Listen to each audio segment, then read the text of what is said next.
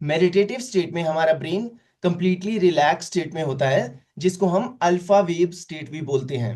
Like currently अभी हम beta brain wave state में हैं, और जो मेडिटेटिव स्टेट होती है, complete relaxed state of brain, वो होती है अल्फा ब्रेन वेव स्टेट। उस स्टेट में हमारी बॉडी में कुछ हैप्पी हॉर्मोन्स रिलीज होते हैं, लाइक डोपामिन एंड एंडोर्फिन्स। तो डोपामिन है वो एसोसिएटेड होता है मोटिवेशन और रिवॉर्ड से, और एंडोर्फिन्स होते हैं नेचुरल पेन किलर। तो मेडिटेशन हमारा साइकोलॉजिकल पेन भी खत्म करती है, और फिजिकल पेन भी रिड्यूस करने में हेल्प करती है। और जो स्ट्रेस हार्मोन रिलीज होते हैं बॉडी में स्ट्रेस की वजह से, उनको कॉर्टिसोल कहते हैं, उनकी प्रोडक्शन भी कम होती है मेडिटेशन की वजह से। न्यूरोप्लास्टिसिटी का एक कॉन्सेप्ट होता है। तो जो मेडिटेशन जब हम करते हैं, तो हमारे जो नेगेटिव बिलीफ पैटर्न्स होते हैं, लाइक जो पुराने न्यूरल कनेक्शंस होते हैं जो नेगेटिविटी के लिए रिस्पॉन्सिबल होते हैं, वो ब्रेक होते हैं, और पॉजिटिव बिलीफ पैटर्न्स फॉर्म होते हैं। और अब ब्लड की ऑक्सीजनेशन भी होती है मेडिटेशन की वजह से, और हम जिसकी वजह से हम एनर्जाइज्ड फील करते हैं। और मेडिटेशन हमारा हेल्प करता है हमें ब्रीदिंग, अपने ब्रीदिंग पे और हार्ट रेट पे कंट्रोल डेवलप करने पे। तो देखिए, जब भी हम किसी नेगेटिव सिचुएशन में जाते हैं, जैसे हमें बहुत गुस्सा आता है या हमें बहुत डर लगता है, एंजाइटी होती है, तो उन सिचुएशंस में हमारा हार्ट रेट तेज हो जाता है और हमारा ब्रेथ रेट तेज हो जाता है। तो अगर हम अपने हार्ट रेट को और ब्रेथ रेट को कंट्रोल कर लें, मतलब उस पर कंट्रोल डेवलप करना सीख जाएं, उसको स्टेबल रखना सीख जाएं, तो हमें कोई भी नेगेटिव इमोशन बहुत स्ट्रांगली फील ही नहीं होगा। हम बहुत इजीली उसको कंट्रोल कर सकते हैं। तो मेडिटेशन के कुछ बेनिफिट्स हैं जो कि आपको बहुत फायदेमंद होंगे, लाइक अपने वर्क लाइफ में और पर्सनल लाइफ में भी। लाइक एक एग्जांपल है फ्लो स्टेट ऑफ वर्क। तो मेडिटेशन हमें हेल्प करती है flow state of work develop करने में। फ्लो स्टेट ऑफ वर्क का मतलब होता है कि जब हम कोई काम करते हैं, तो हम कंप्लीटली उस काम में डूब जाएं, इमर्स हो जाएं। तो जब हम कंप्लीटली उसमें इमर्स हो जाते हैं, तो हम एक्सटर्नल वर्ल्ड से डिस्कनेक्ट हो जाते हैं, और हम कंप्लीटली फोकस्ड वे में उसको काम को करते हैं। उससे क्या होता है, वो काम बहुत ही जल्दी कंप्लीट होता है, और बहुत ही एक्यूरेटली कंप्लीट होता है, और वो हेल्प करता है हमें अपनी डेडलाइंस मीट करने में भी। तो और उस काम को करने में हमें एफर्ट फील भी नहीं होता है, उसको एफर्टलेस एक्शन भी बोलते हैं, जिससे हम कभी थकते नहीं हैं। तो इसका एक एग्जांपल है, लाइक अगर आपने एक मूवी देखी होगी मार्क जकरबर्ग की, द सोशल नेटवर्क। तो उस मूवी में ऐसे दिखाया है कि मार्क जकरबर्ग जब खुद कोडिंग करते हैं, तो वो उस फ्लो स्टेट में जाके कोडिंग करते हैं, जिसमें वो कहते हैं कि मुझे कोई डिस्टर्ब नहीं करेगा, मैं वायर्ड इन हूँ। तो ये टर्म यूज करते हैं, वायर्ड इन, जिसका मतलब होता है फ्लो स्टेट ऑफ वर्क में जाके काम करना, जिसमें ना ही हम टाइम चेक करते हैं, ना ही फोन चेक करते हैं, ना किसी से बात करते हैं, जितने देर तक हम काम कर रहे हैं। तो वो flow state of work develop करने में मेडिटेशन हेल्प करती है। नेक्स्ट होता है हार्मोनल बैलेंस एस्टेब्लिश करने में मेडिटेशन हेल्प करती है। तो हमारी लाइफ में बहुत सारी जो प्रॉब्लम्स होती हैं, लाइक जो स्ट्रेस, एंजाइटी, फियर, ये सब, लैक ऑफ स्लीप, ये सब हार्मोनल इम्बैलेंस की वजह से मेनली होता है। तो जब हमारा हार्मोनल बैलेंस एस्टेब्लिश हो जाता है, तो हमारे लिए बहुत इजी हो जाता है इन सब चीज़ों को बैलेंस करना, और हमारी डाइट भी नेचुरली बैलेंस हो जाती है, स्लीप भी बैलेंस हो जाती है, और हम हैप्पी फील करते हैं मोस्टली। और हमारे ब्रेन को भी बैलेंस करता है, लाइक राइट और लेफ्ट ब्रेन को मेडिटेशन बैलेंस करती है, जिसकी वजह से हमारा इमोशनल बैलेंस और लॉजिकल बैलेंस एस्टेब्लिश होता है। और जो हम डिसीजंस लेते हैं अपनी वर्क लाइफ में या लाइफ में, तो वो डिसीजन बैलेंस्ड होते हैं। लाइक इमोशनल डिसीजंस भी अच्छे नहीं होते, और लॉजिकल डिसीजंस भी प्योरली अच्छे नहीं होते। बैलेंस डिसीजंस जो होते हैं, जो कि बेस्ड होते हैं both on emotions and logics, वो ही हमेशा बेस्ट होते हैं।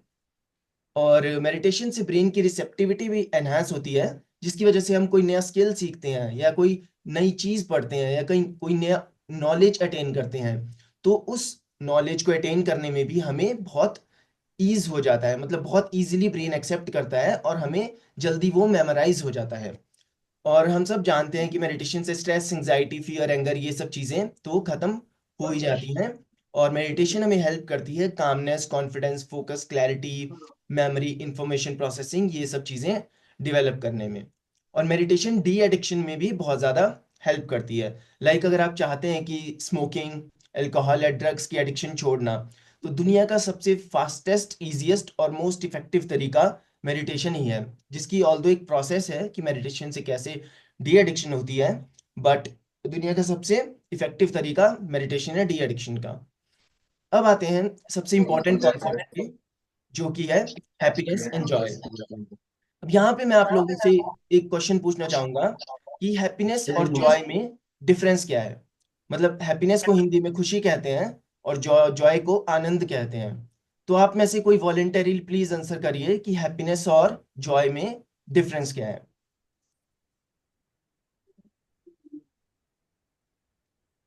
तो क्या आप में से कोई वॉलेंटरीली आंसर करेगा प्लीज, मतलब अपनी मर्जी से। हेलो। या यस। हैप्पीनेस। हाँ, हैप्पीनेस हो गया कि अ, मुझे कुछ बात अच्छी लगी और मैं उस बात को लेके खुश हूँ, या मेरे साथ कुछ अच्छा हुआ, तो मुझे खुशी है। और हम्म। जॉय हो गया कि मैं जो भी करता जा रहा हूँ, मुझे उसमें सपोज वर्क से रिलेटेड हो गया या घर पे कुछ काम हो गया इस तरह का, तो मुझे उसमें जो है ना आनंद महसूस होता है जो भी मैं कर रहा हूँ। तो हम्म। मुझे तो ये डिफरेंस जो है समझ में आया। Thank you. एग्जैक्टली एग्जैक्टली, बिल्कुल सही। यही है, मतलब यही है डेफिनेशन, यही है डिफरेंस। एक्चुअली हैप्पीनेस एक्सटर्नल है, मतलब जैसे पैसा ज्यादा मिल गया तो खुश हो गए, और घर बड़ा मिल गया खुश हो गए, गाड़ी बड़ी मिल गई खुश हो गए। तो ये मेनली एक्सटर्नल है थोड़ी हैप्पीनेस। बट जो जॉय है वो थोड़ा इंटरनल चीज है, इनर पीस।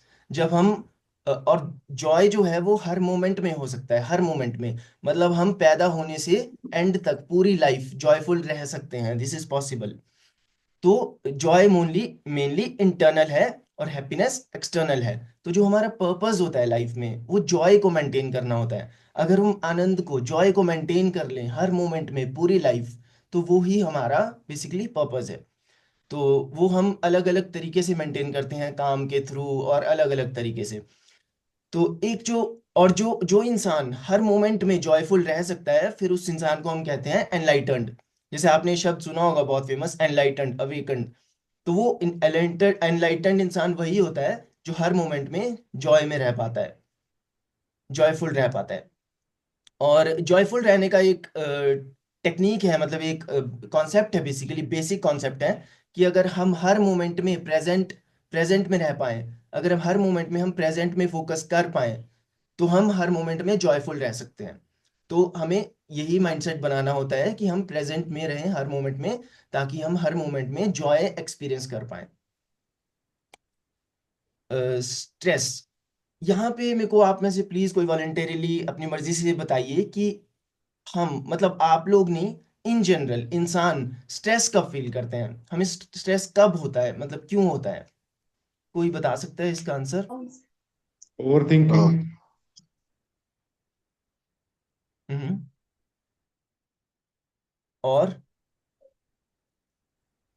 पसंद ना हो, कुछ कर रहे हो और हो नहीं रहा हो। हम्म, और जब एक्सपेक्टेशंस मीट नहीं कर रहा हो, डोंट मीट द एक्सपेक्टेशंस, और जो एक्सपेक्टेशंस के हिसाब से उल्टा हो रहा है, उस समय स्ट्रेस फील होता हाँ जी, हाँ जी, हाँ जी।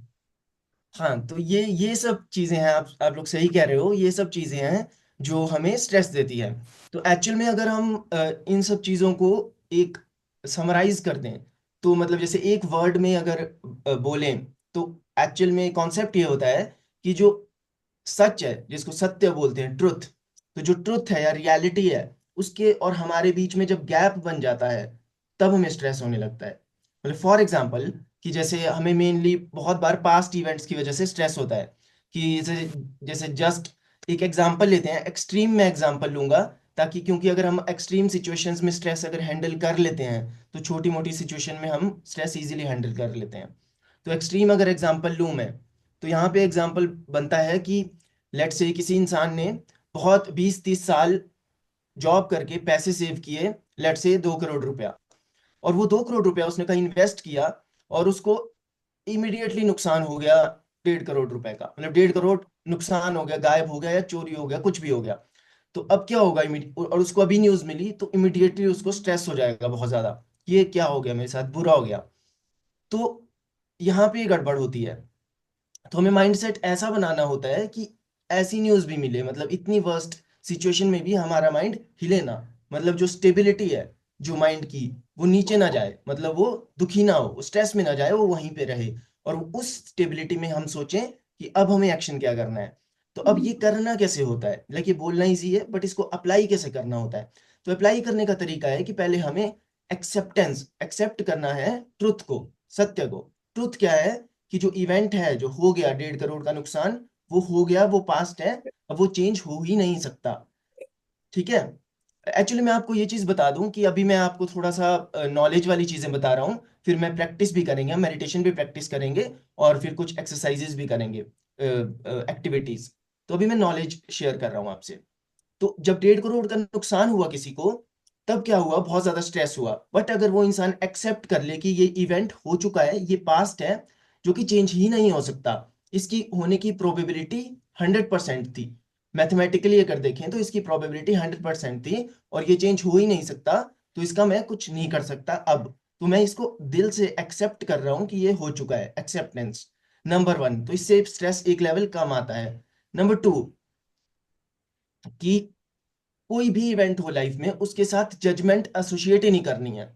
हमें बचपन से सोसाइटी सिखाती है कि अगर तुम्हें फायदा हो रहा है तो अच्छा हो गया, अगर नुकसान हो गया तो बुरा हो गया। मतलब हमने नुकसान के साथ बुराई एसोसिएट कर दी है, नेगेटिविटी एसोसिएट कर दी है, जबकि ये नहीं होना चाहिए। लाइफ में अगर मिलेगा तो घटेगा भी, मतलब प्रॉफिट होगा कभी तो लॉस भी होगा। एग्जाम कोई लिखेगा तो हो सकता है क्वालिफाई हो सकता है ना हो, चाहे जितनी मर्जी मेहनत की हो।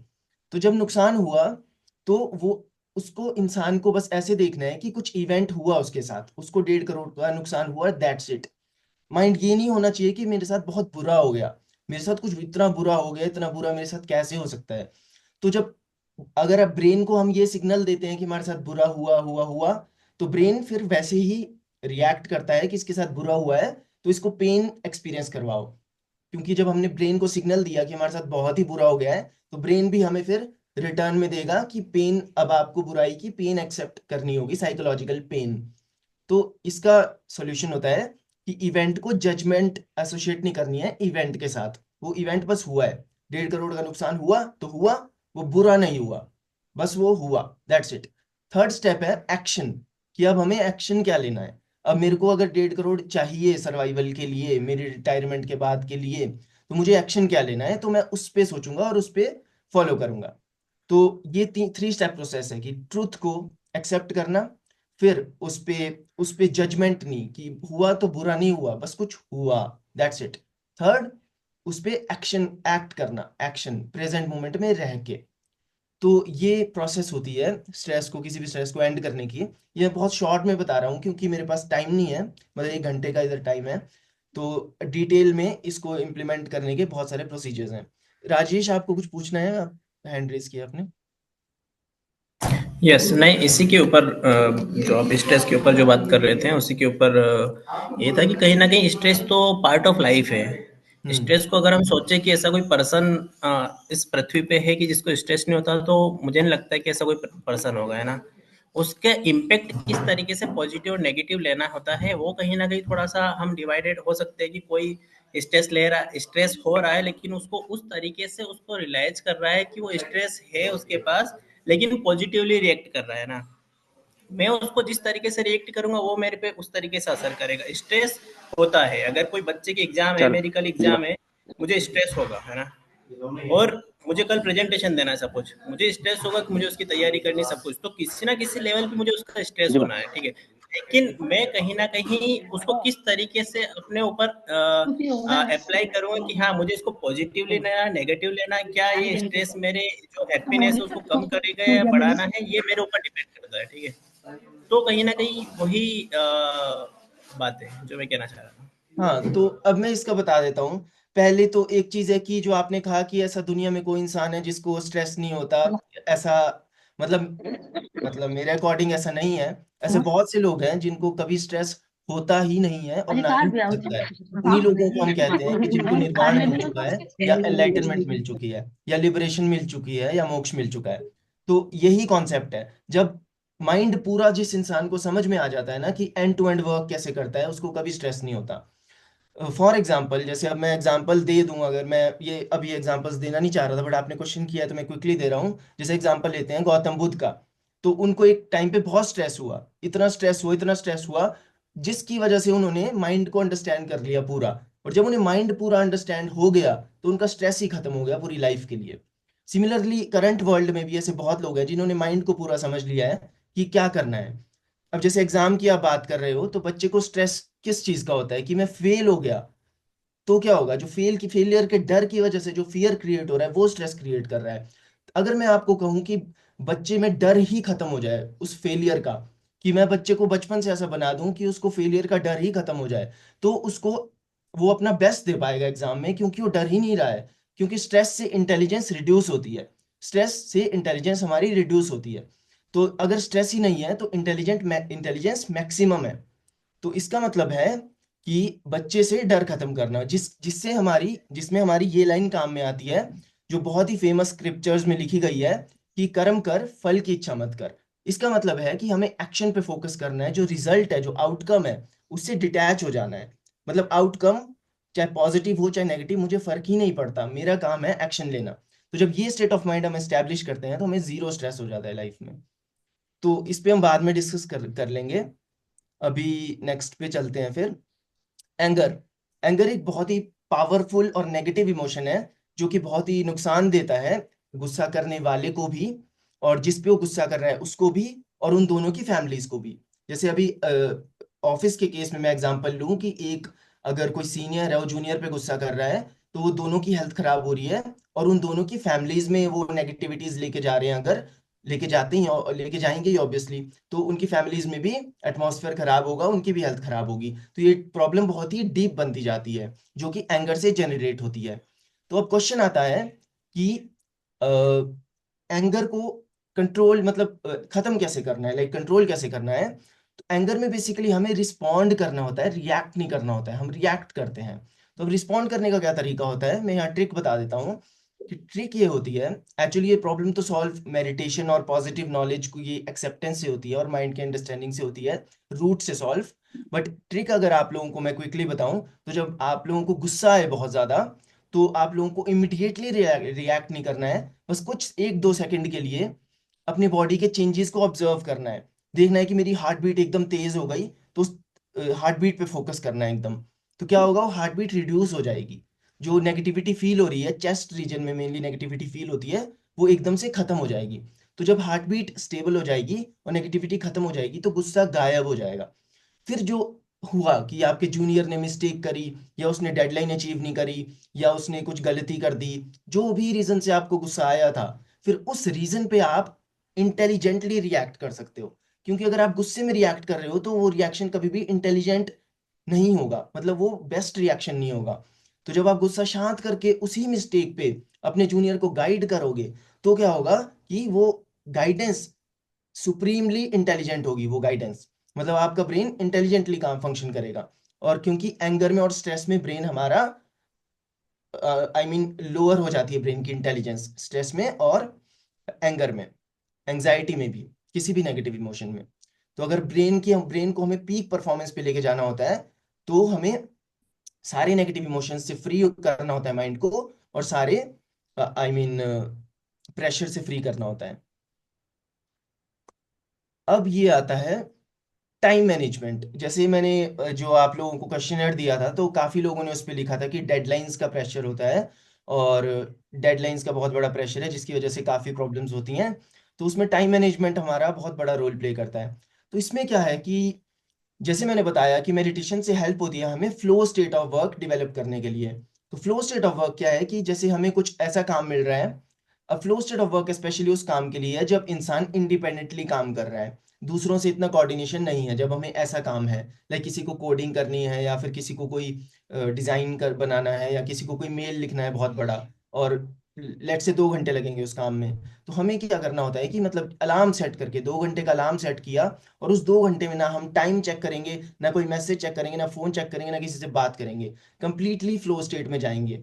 उस फ्लो स्टेट में जाने का मतलब क्या होता है कि ब्रेन कंप्लीटली रिलैक्स स्टेट में जाता है, और brain body completely relax state में जाती है, और जब ऐसा होता है तो हमारा फोकस पीक पे चला जाता है, मतलब हम काम में पूरा डूब जाते हैं एक्सटर्नल वर्ल्ड से डिस्कनेक्ट होके, जिससे एक्यूरेसी बहुत इंप्रूव होती है, स्पीड बहुत इंप्रूव होती है, और बेस्ट जो काम होता है वो बेस्ट निकल के आता है। तो ये फ्लो स्टेट ऑफ वर्क हमें डेवलप करनी होती है प्रैक्टिस के थ्रू।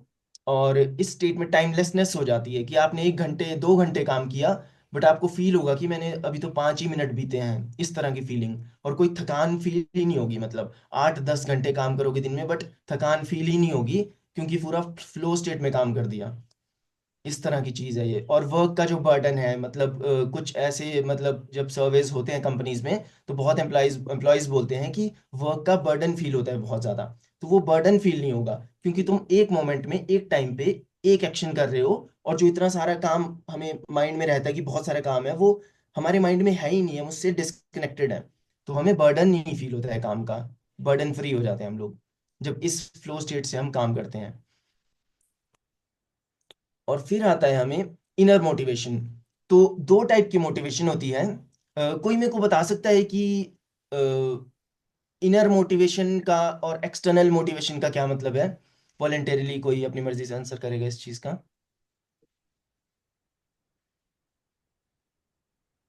मतलब काम करने की मोटिवेशन जैसे होती है ना, हमें लैक ऑफ मोटिवेशन फील करते हैं हम बहुत बार।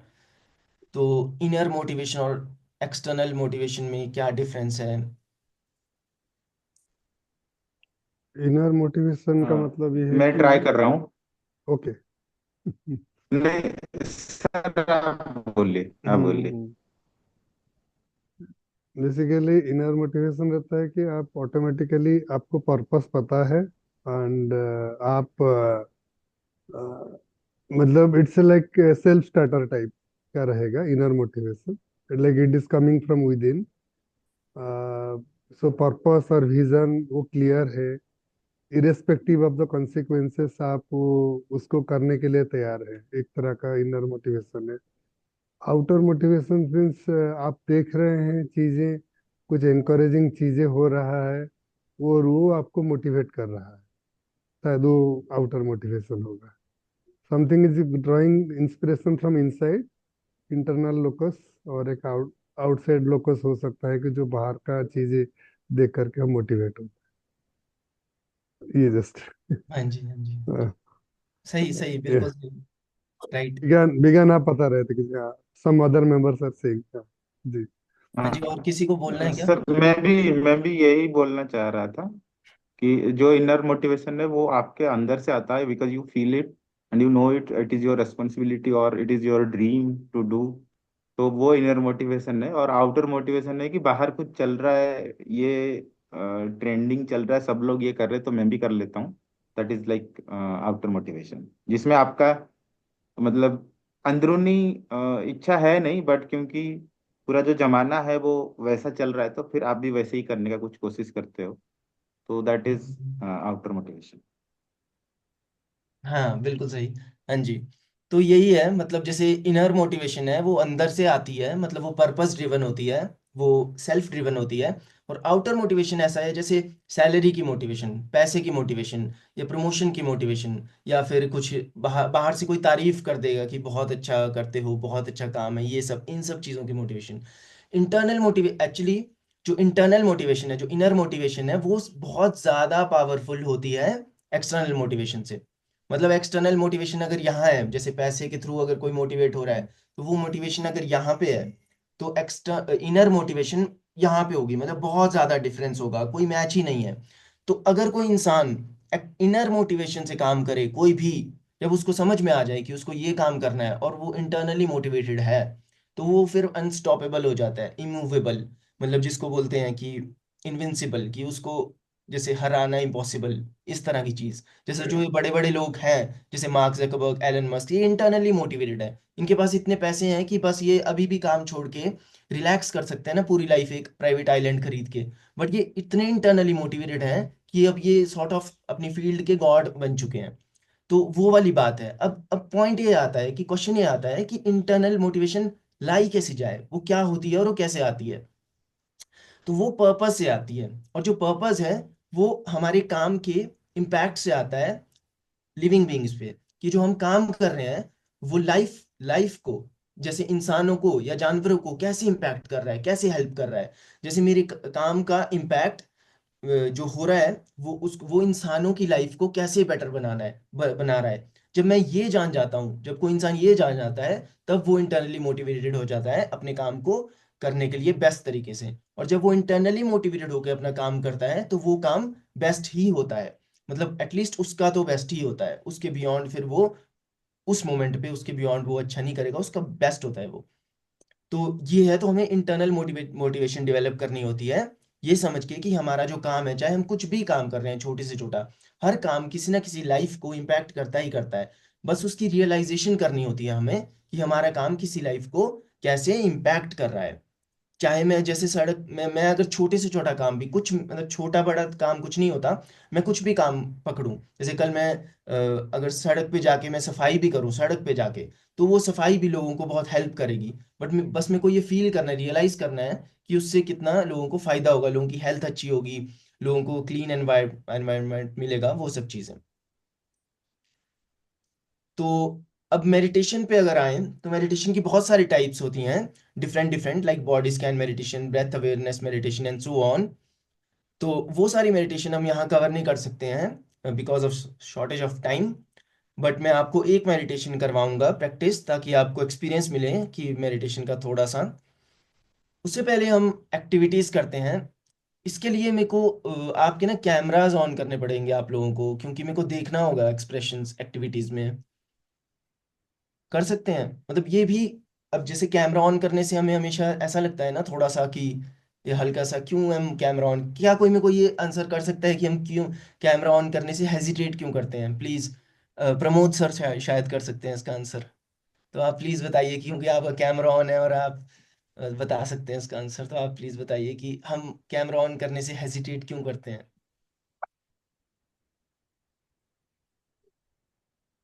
आप म्यूट पे हैं सर, म्यूट पे हैं सर।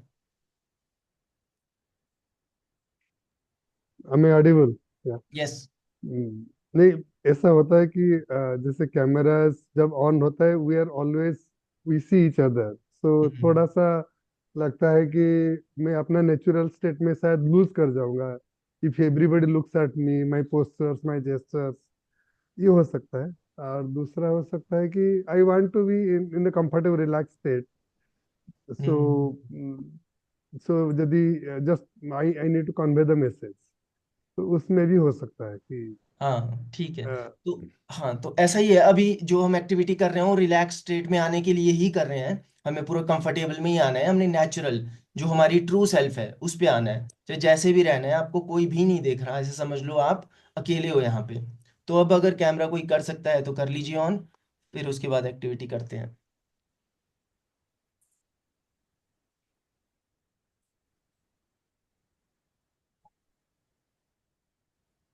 ओके, तो ये क्या है कि स्माइल एक्सपेरिमेंट बोलते हैं इसको। क्या होता है कि बचपन में तो हम सब बहुत हंसते हैं, स्माइल करते हैं, हैप्पी होते हैं बहुत ज़्यादा।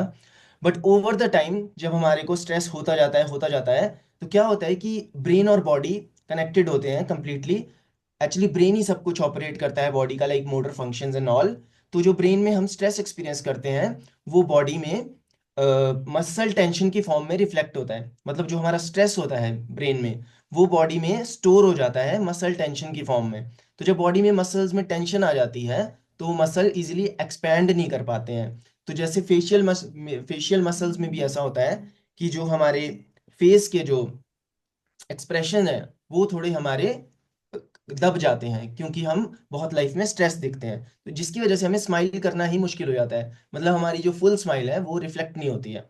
तो इसीलिए हम इस एक्सपेरिमेंट को करेंगे और देखेंगे कि जब ये करते हैं तो क्या फील होता है।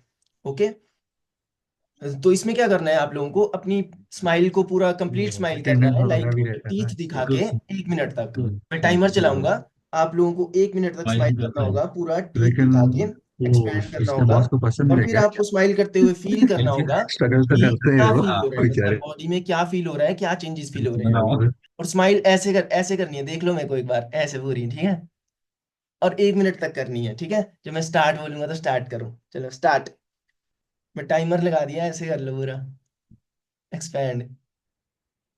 हाँ, ये केदार जी बहुत अच्छा कर रहे हैं, सौम्या जैना जी भी बहुत अच्छा कर रहे हैं। अरे हमारा नाम राहुल कुमार जी, थोड़ा एक्सपैंड करना होगा आपको। इनका कजोदमल कुमावत जी भी अच्छा है।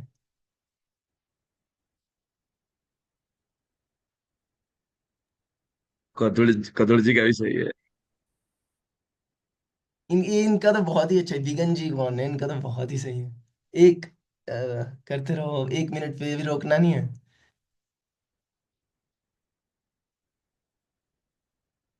भूपेंद्र जी दांत नहीं दिखा रहे हैं, मतलब कोई आपको, मतलब कोई बोलेगा ही नहीं कि दांत कैसे हैं क्या है, कोई फर्क ही नहीं पड़ता किसी को।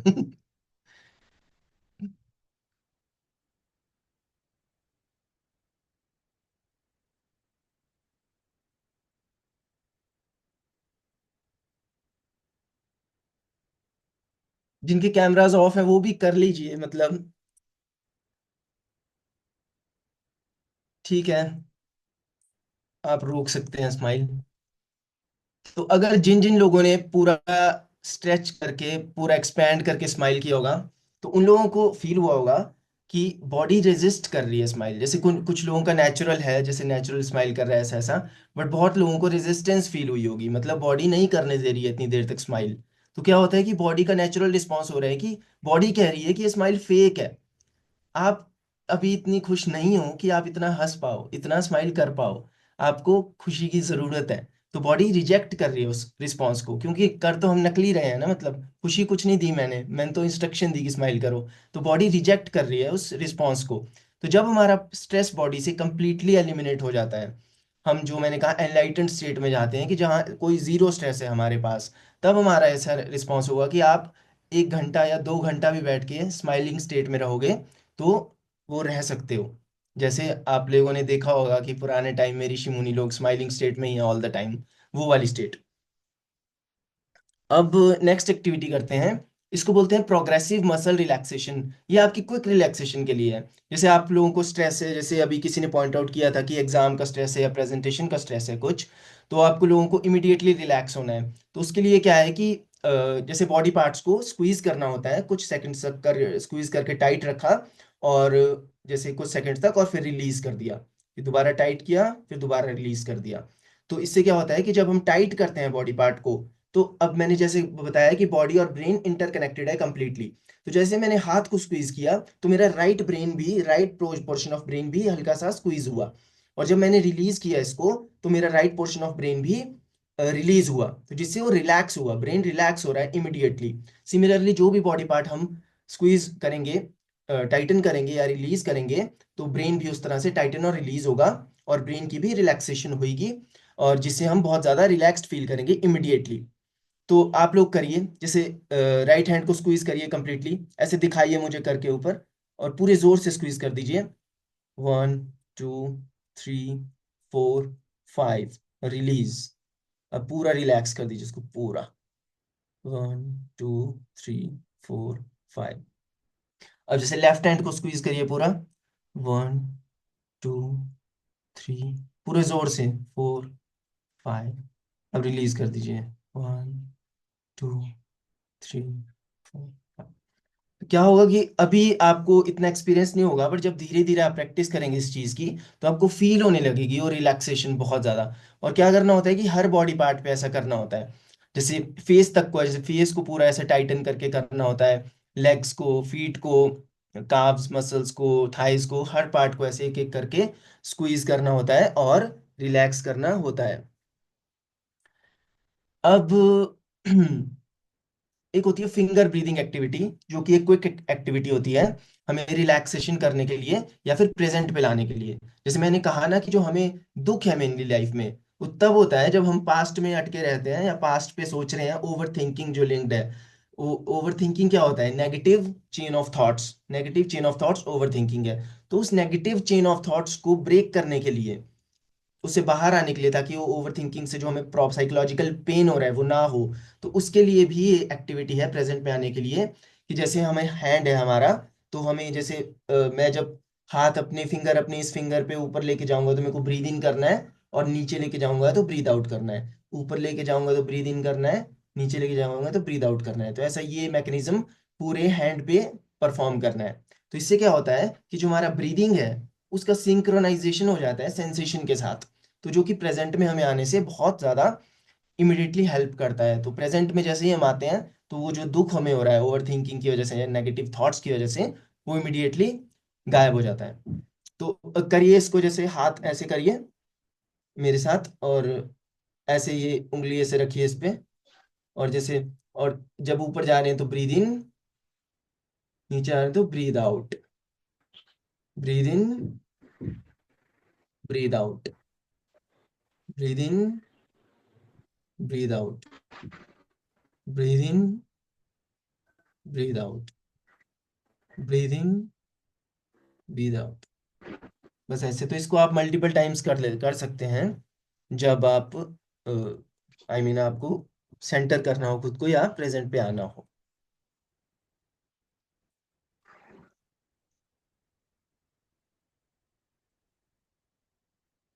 ओके, तो कुछ हैक्स हैं। अब मैं जैसे हैक्स बता देता हूँ आपको। कभी एंजाइटी, स्ट्रेस या गुस्सा आए, किसी भी नेगेटिव इमोशन में, ये हैक्स हैं जो आप अप्लाई कर सकते हैं इमिडिएटली उस नेगेटिव इमोशन को खत्म करने के लिए। तो एक है हार्ट ब्रीदिंग। तो जो आपको क्या करना है, बस एक डीप ब्रेथ लेनी है, बट डीप ब्रीदिंग लेनी है हार्ट पे फोकस करते हुए, ताकि जैसे अगर आंख बंद करके कर सके तो बेस्ट है उस सिचुएशन में। आंख बंद करके हार्ट पे फोकस करना है, हार्ट रीजन पे, और डीप ब्रीथ करना है बहुत ही धीरे धीरे, और फील करना है कि ऑक्सीजन हार्ट में जा रही है, और फिर रिलीज करते हुए, ब्रीद आउट करते हुए फील करना है कि ऑक्सीजन हार्ट से निकलते हुए बाहर आ रही है। तो इससे क्या होता है कि ब्रेथ में और हार्ट बीट में सिंक्रोनाइजेशन होता है, जिससे क्या होता है जो हार्ट रेट हमारा तेज हो रखा है गुस्से की वजह से, वो स्टेबल हो जाता है। तो हम इमिडिएटली स्टेबल स्टेट में वापस आ जाते हैं। और इससे हम अपनी नेगेटिव थॉट्स की चेन को भी ब्रेक कर सकते हैं। बाकी एक, हाँ, एक सजेशन है कि अपनी जो बॉडी है, लाइक हेड टू टो, उसको ऑल द टाइम हमें रिलैक्स्ड रखना होता है। जैसे मैंने कुछ लोगों को नोटिस किया है, कुछ लोग जैसे दांतों को बहुत दबा के रखते हैं, स्क्वीज करके ऑल द टाइम। तो उससे क्या होता है कि जैसे अब तो आप स्क्वीज करके रख रहे हो कुछ भी मसल्स को, तो ब्रेन भी स्क्वीज्ड है ऑल द टाइम। अगर ब्रेन दबा हुआ है ऑल द टाइम, तो वो समझ लो स्ट्रेस में है, स्ट्रेस्ड रहेगा ऑल द टाइम। और सिमिलरली कुछ लोग शोल्डर्स लिफ्ट करके रखते हैं हमेशा, तो वो भी सही सही तरीका नहीं है, क्योंकि उससे भी मसल टेंशन क्रिएट हो रही है ऑल द टाइम। तो बॉडी हमेशा रिलैक्स्ड रहनी चाहिए। और एक साइकोलॉजिकल पेन बहुत इंपॉर्टेंट है। साइकोलॉजिकल पेन क्या होता है कि हमें कुछ पास्ट में ऐसा हुआ, कुछ नेगेटिव हुआ हमारे साथ, जिसका हमें बार बार जब भी थॉट आता है तब हमें हर्ट होता है या दुख होता है या स्ट्रेस होता है। तो साइकोलॉजिकल पेन ज़्यादा हार्मफुल होता है या ज़्यादा खतरनाक होता है फिजिकल पेन से। क्योंकि फिजिकल पेन अगर हमें हुआ, लाइक एक बार हमें कुछ चोट लगी, कट लगा या बोन फ्रैक्चर हुआ, तो वो धीरे धीरे रिड्यूस होके ख़त्म हो जाता है। बट साइकोलॉजिकल पेन अगर हमें एक बार हुआ, तो वो जब भी उसका थॉट आता है, हमें हर बार वो पेन एक्सपीरियंस होता है बार बार। तो साइकोलॉजिकल पेन ज़्यादा डैमेजिंग है या ज़्यादा हार्मफुल है फिजिकल पेन से। तो इसको एंड करने की एक पूरी प्रोसेस होती है, जो कि अभी मैं एक्सप्लेन नहीं कर पाऊंगा, शॉर्टेज ऑफ टाइम। बट मैं आपको बस एक कॉन्सेप्ट बता देता हूँ। इसका तरीका होता है कि इमेजिनेशन में उस पेन को ऐसा एक्सपीरियंस कर लो एक बार पीक पे, ताकि ब्रेन को पीक पेन एक्सपीरियंस हो जाए इमेजिनेशन में। फिर क्या होगा कि दूसरी बार कभी भी वो थॉट आएगा तो वो पेन हमें फील ही नहीं होगा, मतलब उस थॉट की इंटेंसिटी खत्म हो जाएगी, नेगेटिविटी खत्म हो जाएगी। वो फील करने का तरीका है, जैसे आइज क्लोज करके उस एग्जैक्ट सिचुएशन को हम इमेजिन कर लो जो हुई थी पास्ट में, और उससे जो हमें पेनफुल एक्सपीरियंस हुआ था उसको इमेजिन कर लो। तो जब वो अ, मतलब तुम इमेजिनेशन में इमेजिन करोगे उसको, तब वो एक बार पेन होगा, फिर उसके बाद कभी दोबारा नहीं होगा, और नेगेटिविटी खत्म हो जाएगी। तो जैसे मैंने सर्वे करवाया था कल, क्वेश्चनेयर, तो उसमें मोस्टली जो मेरे को प्रॉब्लम्स दिखी, वो दिखी थी डेडलाइन की वजह से स्ट्रेस, आर्गुमेंट्स की वजह से स्ट्रेस, या किसी का जैसे डिसरिस्पेक्टफुल बिहेवियर है, या मिस्टेक्स जैसे कर रहा है कोई एम्प्लॉयज, मिस्टेक्स कर रहे हैं उनकी वजह से स्ट्रेस, या वर्कलोड की वजह से स्ट्रेस। तो ये मेजर प्रॉब्लम्स हैं, जो कि आई होप मैंने ये मोस्टली सॉर्ट कर ही दी है। डेडलाइन वाला टाइम मैनेजमेंट से हो रहा है, जो आर्गुमेंट्स वाला और डिसरिस्पेक्ट वाला है वो एंगर मैनेजमेंट से हो रहा है, जो मिस्टेक्स वाला है वो तब होगा जब, मतलब एक तो एक्सेप्टेंस से कि मिस्टेक पास्ट इवेंट है जिससे हमें सिर्फ सीखना होता है और उससे स्ट्रेस में नहीं आना होता है, और दूसरा मतलब फ्लो स्टेट में काम करेंगे तो मिस्टेक्स मिनिमाइज हो जाएंगी। और फोर्थ, वर्कलोड। तो वर्कलोड वही एट अ टाइम एक चीज पे फोकस करना, और बाकी चीज, बाकी काम के बारे में उस टाइम पे सोचना ही नहीं, sort of at a time one thing. और फ्लो स्टेट में काम करेंगे तो वर्कलोड अपने आप फील नहीं होगा। अब क्या है कि यहाँ पे आप देखेंगे अगर इस स्लाइड को, तो ये अल्टीमेट सेल्फ इम्प्रूवमेंट नॉलेज है, जो कि समरी है बहुत सारी सेल्फ इम्प्रूवमेंट बुक्स की और स्क्रिप्चर्स की। तो अगर ये सारा नॉलेज को इंसान अपनी लाइफ में अप्लाई कर लेता है, तो वो हमेशा के लिए हैप्पी हो जाता है, स्ट्रेस फ्री हो जाता है और एक्शन ओरिएंटेड हो जाता है, और जो उसको डिजायर्स है लाइफ में वो अचीव करना भी बहुत ही ईजी हो जाता है। तो ये ऑब्वियसली मैं अभी नहीं बता पाऊंगा, ये मेरा अलग प्रोग्राम है जिसका ये पार्ट है। तो अब मेडिटेशन कर लेते हैं, हमारे पास अराउंड 14 मिनट्स हैं, तो उतनी देर हम मेडिटेशन कर लेते हैं एक्सपीरियंस क्विकली, ठीक है। हाँ। अ, ठीक है, तो अब आप अगर स्पेक्स है तो स्पेक्स उतार सकते हैं, क्योंकि थोड़ा उससे आपको हो सकता है, और आइज क्लोज कर लीजिए, सब लोग स्पेक्स उतार दीजिए और आइज क्लोज कर लीजिए। मेडिटेट कर रहे हैं हम लोग, मतलब इससे बहुत फायदा आपको होगा, आपको बहुत रिलैक्सेशन होगा, ठीक है। ओके,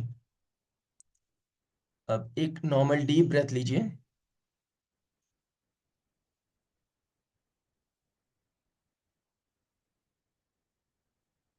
अब मैं काउंट्स पे आप डीप ब्रीदिंग करना, ठीक है।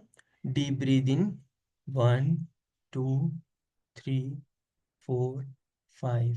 Hold, 1 2 3। Breathe out, 1 2 3 4 5। Deep breathe in, 1 2 3 4 5।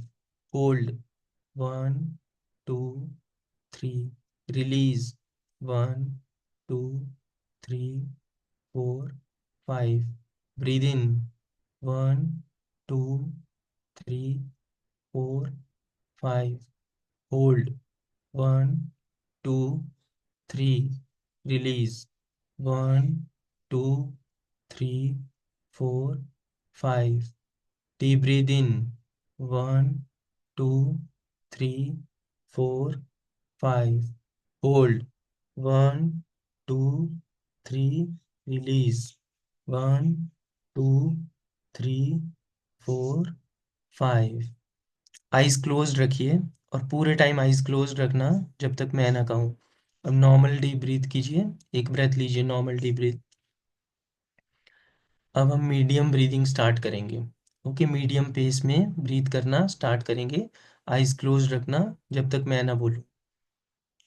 Breathe in, breathe out, breathe in, breathe out, breathe in, breathe out, breathe in, breathe out, breathe in, breathe out. Lung को completely full कीजिए, completely fill करना है lungs को। Breathe in, breathe out, breathe in, breathe out, breathe in, breathe out, breathe in, breathe out, breathe in, breathe out. Lungs completely fill करते रहिए। Breathe in, breathe out, breathe in, breathe out, breathe in, breathe out, breathe in, breathe out, breathe in, breathe out, breathe in, breathe out, breathe in, breathe out. अब एक normal deep breath लीजिए।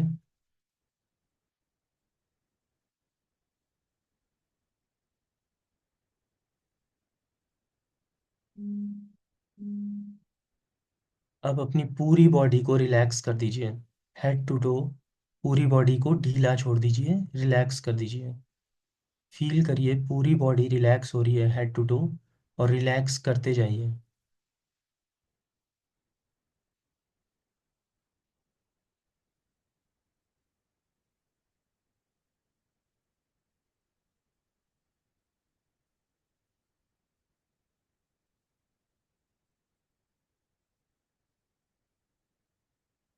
अब अपने head region को relax करिए, जो सिर है, जो हेड रीजन है, उसको रिलैक्स करिए। फील हो रहा है, फील करिए कि आपका जो हेड है वो रिलैक्स हो रहा है कंप्लीटली।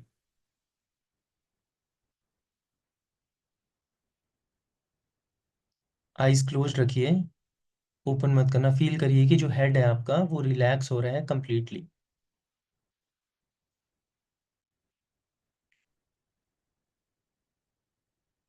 अब अपने फेस को रिलैक्स करिए, फील करिए कि जो आपका फेस है वो रिलैक्स हो रहा है कंप्लीटली।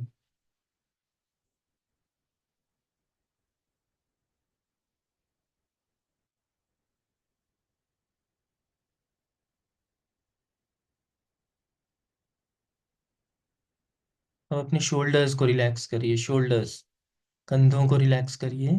फील करिए आपके शोल्डर्स रिलैक्स हो रहे हैं कंप्लीटली। उनको रिलैक्स कर दीजिए, ढीला छोड़ दीजिए। रिलैक्स करते जाइए उनको।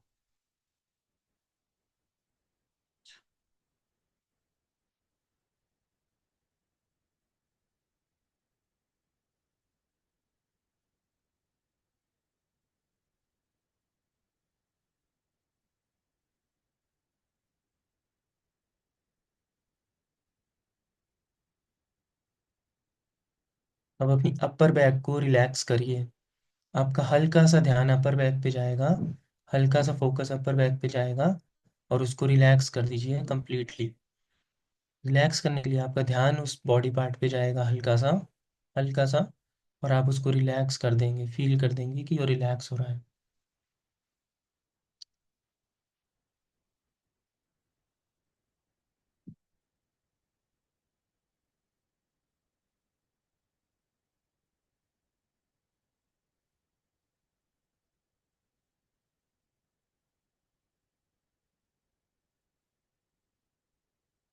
अब अपनी लोअर बैक को रिलैक्स करिए। लोअर बैक में बहुत स्ट्रेस होता है क्योंकि वो कोर हैंडल करती है। तो लोअर बैक पे पूरा फोकस, ध्यान लेके जाइए और उसको रिलैक्स कर दीजिए कंप्लीटली। सारी टेंशन लोअर बैक से रिलीज कर दीजिए, सारा स्ट्रेस लोअर बैक से रिलीज कर दीजिए।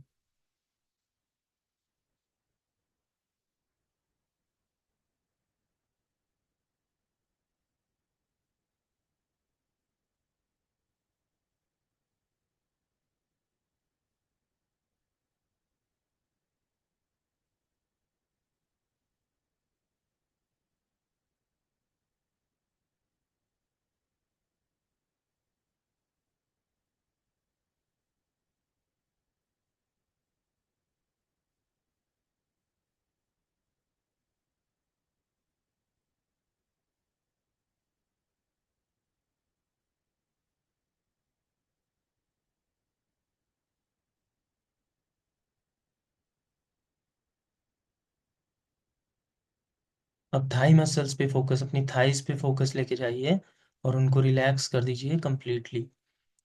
अपना फोकस अपनी थाइस पे लेके जाइए और उनको रिलैक्स कर दीजिए कंप्लीटली। सारी टेंशन गायब।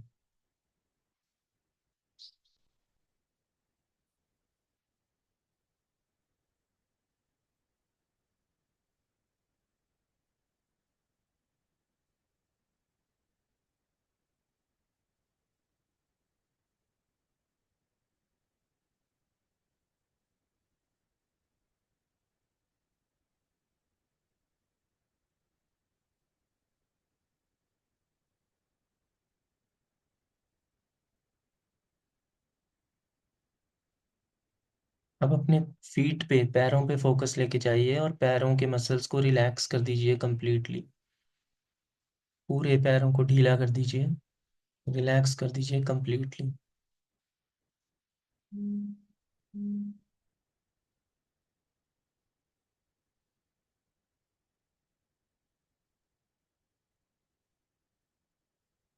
आंखें बंद रखिए।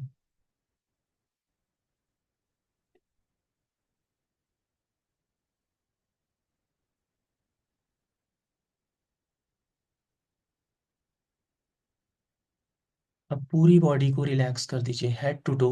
पूरी बॉडी को एक साथ रिलैक्स कर दीजिए। फील करिए कि पूरी बॉडी ढीली हो चुकी है। हेड टू टो पूरी बॉडी को ढीला छोड़ के रिलैक्स कर दीजिए और करते जाइए, रिलैक्स करते जाइए हर मोमेंट में।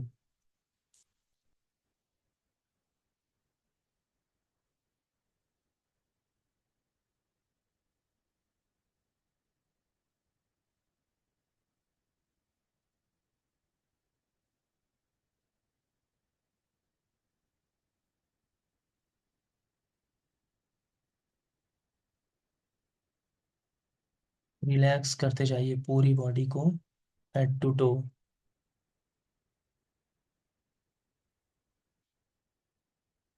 पूरी बॉडी को एक साथ रिलैक्स कर दीजिए, एक साथ फील करिए आप पूरा रिलैक्स हो रहे हैं कंप्लीटली। सारी टेंशन खत्म हो रही है बॉडी से।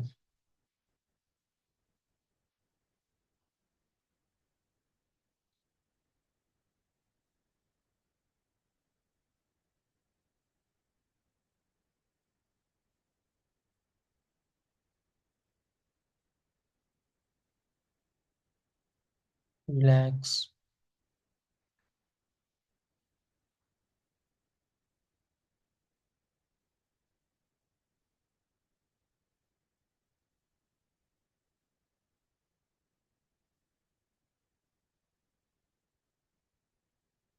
अब मैं 10 बोलूंगा, मेरे 10 बोलने पे अपनी आंखें ओपन करना।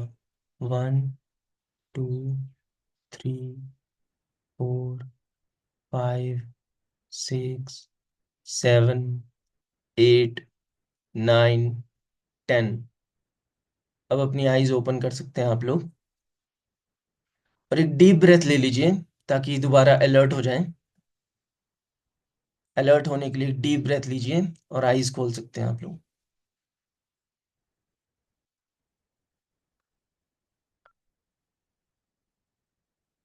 देखिए, जिनके कैमराज ऑफ थे तो मुझे पता नहीं उन्होंने ये प्रैक्टिस करी कि नहीं करी, बट ये है कि कुछ लोगों को इसका इम्पैक्ट फील हुआ होगा, रिलैक्सेशन फील हुई होगी। बट अगर किसी को नहीं हुई होगी तो उसका रीज़न ये होता है कि जब हम फर्स्ट टाइम करते हैं तो हमें ये समझ में नहीं आता कि जैसे हम बॉडी पार्ट्स को रिलैक्स कैसे करें। लाइक जैसे मैं बोल रहा था कि रिलैक्स करो, तो कुछ लोगों को वो रिलैक्सेशन का कॉन्सेप्ट समझ में नहीं आता कि होता क्या है कि जैसे मेरे को हाथ को रिलैक्स करना है आंख बंद करके, तो अगर मैं हल्का सा ध्यान हाथ पे लेके जाऊं और ध्यान हाथ पे लेके जाऊं और फील करूं कि ये रिलैक्स हो रहा है, तो ये रिलैक्स होने लग जाता है अपने आप ही। इसकी जो टेंशन है वो खत्म होने लग जाती है अपने आप ही। तो ये कॉन्सेप्ट है। तो ये हर बॉडी पार्ट पे अप्लाई करना होता है, और फिर हमें पूरी बॉडी को हेड टू टो रिलैक्स करना होता है। तो ये चीज़ जो मैंने अभी सिखाया, ये आप लोग घर पे खुद प्रैक्टिस करते हैं, कर सकते हैं। और विद प्रैक्टिस आप सीख जाएंगे कि अपने आप को हमेशा रिलैक्स्ड कैसे रखा जाता है, और फोकस इससे आपका डेवलप होगा और मेमोरी भी इम्प्रूव होगी। और आपको 10 से 15 मिनट ही करनी होती है मेडिटेशन, उससे ज़्यादा नहीं करनी होती है। और बॉडी में चेंजेस को ऑब्जर्व करना होता है कि इससे क्या इम्पैक्ट हो रहा है, और उसके अकॉर्डिंग एडजस्ट करना होता है। तो इतना ही था, और बहुत सारी मेडिटेशंस हैं जो कि आप कर सकते हो। अगर आपको ये वाली मतलब सूट नहीं करेगी तो और भी बहुत सी सारी मेडिटेशंस होती हैं जो आप ट्राई कर सकते हो, जो कि मैं अपने डिफरेंट कोर्सेज में सिखाता हूँ। तो मैं अब आपको क्विकली बता देता हूँ कि मेरा एक प्रोग्राम है जो वीकली प्रोग्राम है। अगर आप ज्वाइन करना चाहो तो आप मेरे को व्हाट्सएप कर सकते हो इस नंबर पे। जो कंप्लीट इम्प्लीमेंटेशन होएगी इन सब चीज़ों की जो मैंने बताई, और भी हाई लेवल नॉलेज होता है उसमें, जो कि आपको हमेशा हैप्पी और प्रोडक्टिव रखेगा। तो वो एक वीकली प्रोग्राम है जो कि ग्रुप प्रोग्राम भी है और 1-to-1 भी है। 1-to-1 में लाइक सेल्फ इम्प्रूवमेंट पे बहुत ज़्यादा फोकस है, कि ऐसा माइंडसेट कर देना जो मैंने बताया, कि जो हिले ही ना, किसी भी सिचुएशन में स्टेबल ही रहे, जॉयफुल ही रहे, खुश ही रहे, जिसको दुख ही ना हो, ऐसा माइंडसेट बना देना। जो कभी दुखी ना हो पाए, जो कभी लोनली ही ना फील करे, जो कभी स्ट्रेस में ही ना जाए, इस जो हमेशा कॉन्फिडेंट ही रहे, इस तरह का माइंडसेट बना देना। ये है मेरा प्रोग्राम एक्चुअल में। और मैं स्पिरिचुअल गाइडेंस भी प्रोवाइड करता हूँ, किसी को स्पिरिचुअलिटी में अगर इंटरेस्ट है और स्पिरिचुअलिटी का पाथ फॉलो करना चाहता है, तो उसका मेरा अलग प्रोग्राम है। वो उसके लिए भी मेरे को आप व्हाट्सएप कर सकते हो। और स्टूडेंट्स, अगर आपके बच्चे, अगर फैमिली में आपके बच्चे हैं जो पढ़ाई करते हैं या किसी एग्ज़ाम की तैयारी कर रहे हैं, तो उनके लिए स्पेशली अलग प्रोग्राम है जिसमें अलग मेथड्स हैं, जो इनकी हेल्प करता है मेमोरी एनहेंसमेंट में, फोकस बढ़ाने में, पढ़ाई में मन लगाने में, और एकेडमिक्स में, मतलब पढ़ाई में एक्सीलेंस अचीव करने में। वो प्रोग्राम उनकी डेफिनेटली हेल्प करेगा। क्योंकि मैं IITian हूँ, तो मैंने इंडिया का टफेस्ट एग्जाम क्रैक किया है। तो मुझे पता है कि एग्जाम कैसे क्रैक करते हैं, पढ़ते कैसे हैं, समझते कैसे हैं। और मेरे को माइंड की भी कंप्लीट अंडरस्टैंडिंग डेवलप की है मैंने, बहुत स्टडी और रिसर्च के थ्रू। तो मुझे उसका भी नॉलेज है। तो मैं उनको भी एकेडमिक एक्सीलेंस अचीव करवा सकता हूँ। तो अगर आपको इन सब चीज़ों में इंटरेस्ट है और आप पर्सनल गाइडेंस भी चाहते हैं या कुछ भी, तो आप मेरे को व्हाट्सएप कर सकते हैं इस नंबर पे, जो कि मैंने यहाँ पे लिखा हुआ है, मेरी प्रेजेंटेशन में आप देख सकते हो। 7018549302। 1. Okay, then stay happy. All of you stay happy. And thank you. 5:30 हो गया, I think time over हो गया है. Thanks, Mukul. Thanks for the productive session. Thank you, everyone. With this wonderful insight being shared over the session and its importance, we now conclude the session. Thank you so much, Mukul. We appreciate your time today. Thank you, everyone. Welcome, you're welcome. Thank you. Thank Thank you, everyone. you. Bye. Thank you. Thank you, ma'am. Thank you. Bye. Thank you, sir. Thank you, all of you. Thank you.